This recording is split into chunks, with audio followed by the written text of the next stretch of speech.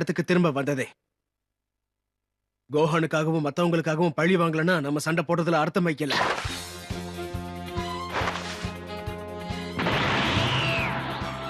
கடந்த காலத்தை போய் மாத்துறதால இங்க எதுவுமே சரியாக போறது இல்ல.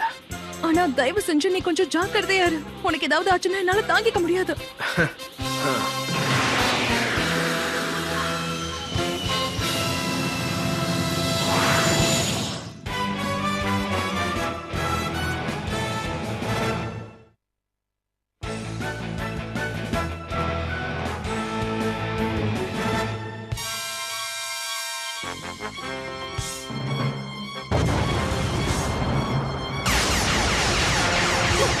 இது போதுமா, இன்னும் வேணுமா?